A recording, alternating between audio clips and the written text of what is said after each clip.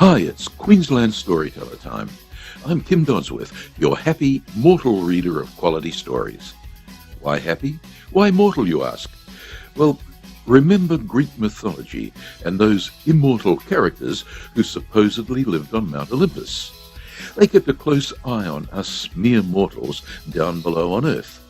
If we dared to get out of line, for example, be boastful, too big for our boots, or maybe fancied a pretty mortal girl that one of them was keen on, then we were liable to be zapped by a lightning bolt or a falling boulder. Well, today I propose to defy the lot of those testy old Olympian gods. How so, you may ask? I'm going to be as boastful as hell and dare to happily read some of my own poetry. Yep, you heard it, my own poetry. So, do your worst, you preposterous old Greek deities. Here I go. Poem 1 is called Take Me As I Am. I'm reading it to you because it illustrates the way I write poetry, which is with no knowledge whatsoever of the rules of the game. I love rhyming and storytelling. I simply keep at it until it sounds okay, at least to me. This little poem, we were restricted to 2 minutes only, was an entrant in the Australia-wide ABC Poetry Slam of 2010. I didn't win, but it got a good audience reception. To knock out a poem for the Great Aussie Slam, what a joke, I thought. It's money for jam. Will I compose it in rhyme or blank verse? No, that'd be worse. To blank verse, I'm averse. Rhyme's the thing. Blank verse doesn't sing. But hang on a tick. Rhyming's harder. I'm beginning to think that'll cool my ardour. Remember the bush poets of yesteryear. When it came to rhymes, they had nothing to fear. Rhyming to them was as natural as speaking. But already I feel my knees are creaking. Have I bitten off more than I can chew? Have I got it in me to entertain you? Those old bush boys really knew their stuff. Not city gents. They were rough and tough. The likes of Banjo and the great breaker Harry. They were quick with their lines, never ones to tarry. Their brilliant, inspired versification became the lifeblood of a brand new nation. They'd write the poem straight out of their head, there in the pub or the shearing shed. Probably just one draft, with a couple of changes, in the back of Beyond or out on the ranges. And not only the blokes, but the women could rhyme, and capture in verse the soul of their time, for the sunburned country of Dorothea McKellar showed she could outright any fella. And Dame Mary Gilmore, a literary giant, but more than this, an Australian patriot defiant. Oh, God, I'm beginning to feel ill. These are bloody big shoes which I'll never fill. I've never written to a stylized parameter. I don't know trochaic from iambic pentameter. I simply pile up the words, I do, and play with them until they sound good, flowing and free. Well, at least to me. I've always thought this was terrific, but I guess that it's not very scientific. So if I'm going to compete in the 2010 Slam, you'll have to take me just as I am. Poem 2.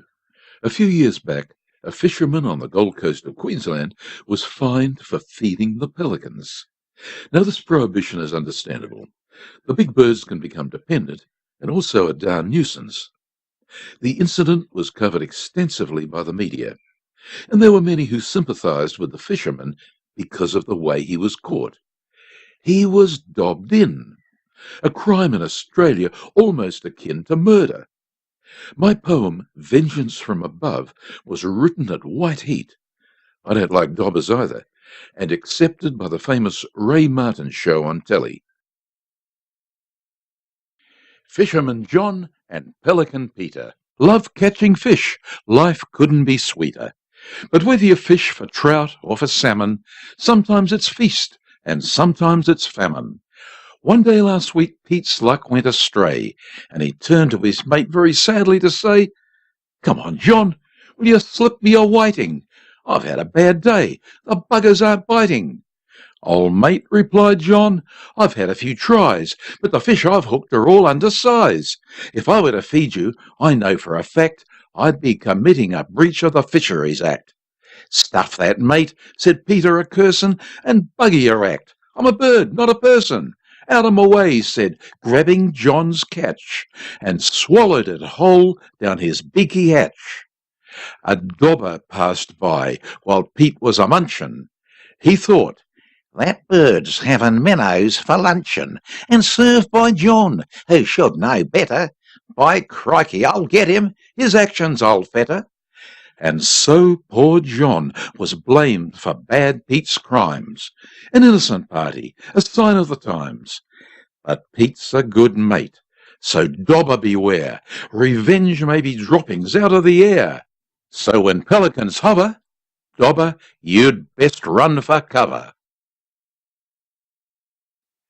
Poem 3 is about motherhood.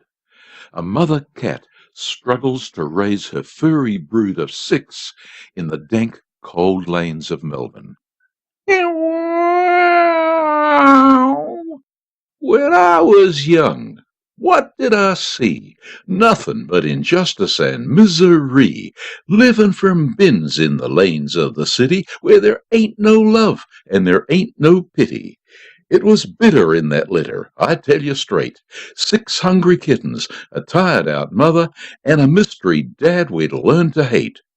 Mum had been a real top gal, with silky fur and a come-hither purr. Even Toorak Toms of high degree meowed around this goddess constantly. She could have lived a life for luxury, but a bad lad Tom had caught her eye. A bikies cat, living in the clubhouse behind barred doors, sneaking out nights on his evil paws. A good-looking rogue all the lady cats adored. Just one look from him, and they were floored. My poor little mum was no exception, a willing victim of his deception. With lightning speed he started to befriend her, but having kids was not on his agenda. One thing only was his aim. He had no shame, a quickie on the fence which all could see. He was a yowling, prowling catastrophe. Though when he had his fun, he was on his way back to the clubhouse, the rotten louse. Time passed quickly, like they say. Soon our mum was in the family way. Behind wheelie bins was where she lay, keeping 6 kittens safe in every way. Dodging cars and trucks so we could survive. She hunted 24/7, just keeping us alive. In early summer, on one fine day, that bikie cat again passed our way. Motherhood was kind to Mum, and despite a life of rigour, she had kept her figure. So when our so-called dad seemed to be returning, there was for Mum a kind of yearning. She knew it was wrong and doomed to fail, but you had to admit he looked a top moggy male. She decided then and there, in one brief pause, to let the bugger sweep her off her paws. When he saw that he'd won without even trying, he sauntered up, tail high, while she was a-crying. Weep no more, my lovely puss, I'm taking you away to a place where you can play all day. You'll be living at my harem, you're going to be my bikie queen. With soft silky cushions and plenty of cream, your life will be one long lovely dream. She sighed at his offer of luxury and said, how great for the kids this'll be. But he stiffened at this, saying, hey, don't you know, this place is strictly, definitely A.O. No kids allowed, just you and me. I'll bag the little buggers and chuck 'em in the sea. An awful silence from my mum did ensue. Then she said, low and slow, do I understand you? You'll take my kids, drown 'em in the bay, just so you can play all day, having your wicked way, fancy-free, devoid of all responsibility. Yep, that's the way it's gotta be, growled he, looking at her uncertainly. For Mum's fur now was standing on end, sharp teeth ready, claws unsheathed. Hissed she, you lousy bastard, I'll not be bereaved. Mum's attack didn't last long, for the rotten Tom was quickly gone. But before he went, our Mum clawed him good, slashing away at his proud manhood. And for 6 months on, in his den of corruption, sitting down was not an option. Every cushion he could find was used to soothe his sore behind. Now, but for our mum, we'd have drowned at sea, all of the family, my brothers, sisters, and me. And though our mum's gone, her spirit lives on, a real lady cat, none politer, and when it counted, a fierce crime fighter. And that was a few samples of my homegrown poetry. I hope I didn't bore the socks off you. I'll be here again on 4RPH, this time next week, when I'll have the customary short story for you. Let me finish today in praise of poetry. I call it Ecstasy in Excelsis. When you're as low as you can go and things have lost their flavour, don't think that life, your precious life, has nothing left to savour. Just take a topic, any topic, one you can really own, and push and prod and wrestle the words until you've got a poem. You'll find it won't come easily, but the result can be ecstasy, and you'll agree that when all is done, there's just no better therapy.